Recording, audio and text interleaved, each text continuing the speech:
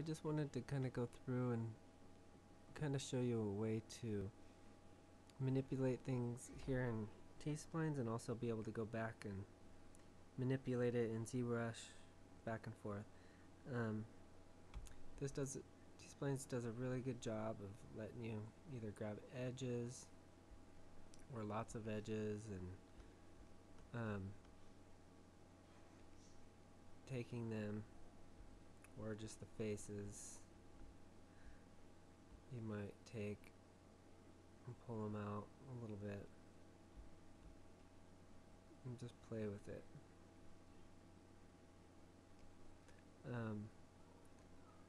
Advantages, disadvantages, it just depends on which one you like and which one's more comfortable. Both of them can have their advantages and disadvantages, but for now, sometimes I get going and I start tweaking things so much that I kind of mess up the object a little bit, and I'm not that great at T-splines, so fixing it is sometimes a little harder for me. So let's just say that this object's done in here. What I'll do is I'll bring it to the box mode, not explode, export. We'll take this and I will just replace it, an object I already had. Then go into Zbrush and import that object, pull it up, and there you have it. Okay, doesn't look too great. Sometimes I'll import it a second time with it welded here. Now one little cool thing about in Zbrush that you can do is bring it all the way down the draw size to 1. Take the move brush, and then you can actually move each little vertex if you wanted to. It's one way of kind of modeling and tweaking it, fine-tuning something in this very base mesh thing that you have here. So that's just one fun way to make some changes to it. But to see what it looks like it was over in T-splines, you can divide it and divide it a few times. Here it's looking thin, it's not looking too good. So one thing that you can do is either come down here and start tweaking these. Now you can't grab and pull edges like in T-splines, so you kind of gotta do it that way, or bring it up and you can take brushes, bring the draw size up, and you can actually sculpt on it to shape it. So bring it up, smooth it down, bring it up and smooth it down. Okay, you can also go back to that move tool brush and just kind of tweak, move things down. If you have it down a little bit here, like in the lower subdivision levels, if you were to smooth, it goes a lot faster, maybe too fast sometimes, so you have to be careful of that. But the more you divide it, the more dense that mesh is. Like right now it's at 98,000 points, but you can sit there and sculpt it clean. You can take different brushes, you could even change the whole form, it's up to you.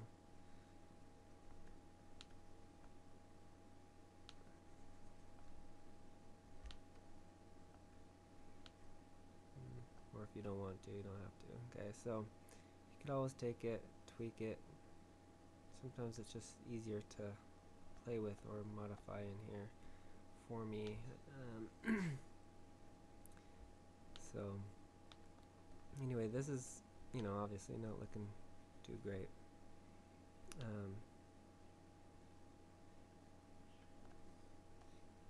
One thing you can do too is like, oh, that doesn't look good, bring it back down here, delete the higher Oops.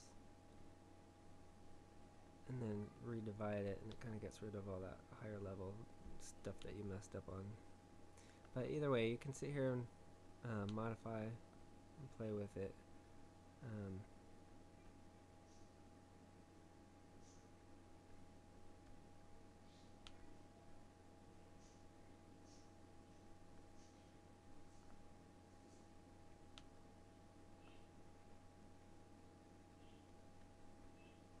let's say that you get it exactly how you want it. Okay.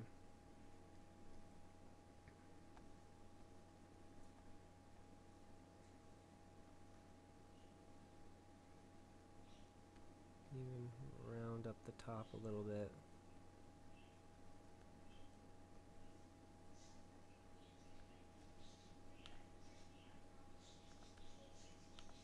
Okay, and the bottom.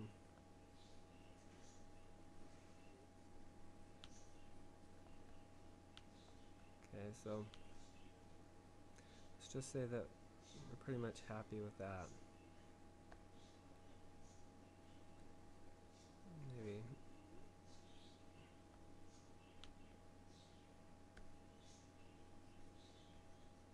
bring that down.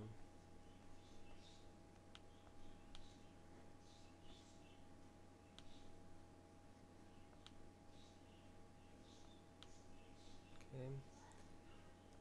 Now you get that down to how you want it, and then you can just export that, or first bring it back down to that first subdivision level. Now if you were to take something and start like sculpting something high level, it's not going to show up in T-splines. T-splines is going to just show up kind of the basic form that you make. If I started like putting a pattern in here, it's not going to show up. Indentions, large indentions and things might, but nothing like a thin groove or something. Before I export it, another cool thing too is you could take it and split this thing up and go into your poly groups if you wanted to, and have your different poly groups, and you could break it up into whatever form, and that way it's easier to sculpt on, you know, in sections. It's easy to hide areas.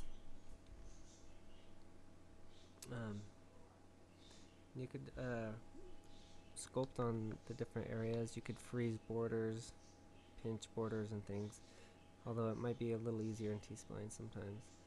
But take that, just export it. I'm going to just replace the one that was there. And just going to delete this one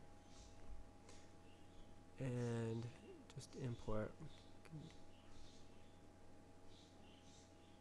And then you're going to have to convert that back to a T-splines, and it should look like it was in Zbrush. Make it round again. And because right here I made that poly group separate, it's definitely saying, hey, it's remembering the two. Let's try joining them. So it created an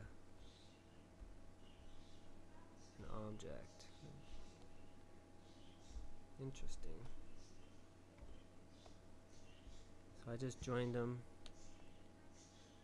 and reconverted it to a T-splines to make it one T-splines object instead of two separate ones. But basically you're back in here just like it was in Zbrush, and you can now keep manipulating it in here.